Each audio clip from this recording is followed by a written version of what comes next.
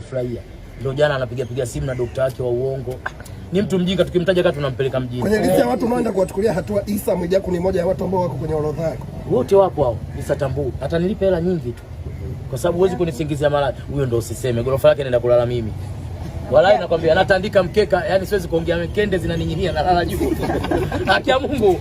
Nampeleka mahakamani namfunga. Hawezi, hana kizuizi. Utamwomba shilingi ngapi kama yule anachukua mpaka miswaki.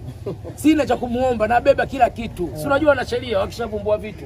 Tayari akishakutwa na hatia. Yaani nabeba mikeka, miswaki, kila kitu. Yaani asiondoke na chochote, barubu aache za chooni, yale maua, wale mbwa wake wale wote. Yaani nabeba kila kitu, yale magari yake. Okay, Doto. Yaani mpaka nguo simruhusu kuondoka. Sheria inasema hivi. Yaani aondoke. Okay. Siwezi kuongea sawa. Doto, mimi najua kichwa mviringo kazi unayo. Unanilipa hela nyingi. Nyumba unaiacha na lala mimi babu. Okay. Doto, mimi najua unafanya kazi na makampuni mengi. Kulingana na hichi kinachoendelea kwenye mitandao ya kijamii, hakuna kampuni yote ambayo labda imekuletea shida au hakuna shida. Labda nikwambie, ukiona kampuni imekuletea shida, hao wanafiki hawajakuwa naye pamoja. Wengi wanaona ni jambo la kawaida. Kama watu wanabezwa vikubwa, itakuwa mimi kubezwa malazi. Why? You know. I make sense, I need you. Kwa watu wako karibu ni Issa Rudegai anakubeza. Yule tu yule. Oya, nikwambie kitu, wewe mwanahabari, siku zote msaidie mtu maisha. Baadaye anakuwa adui yako, kumbukeni hilo neno. Nakumbuka Issa mlikuwa mumjui ni.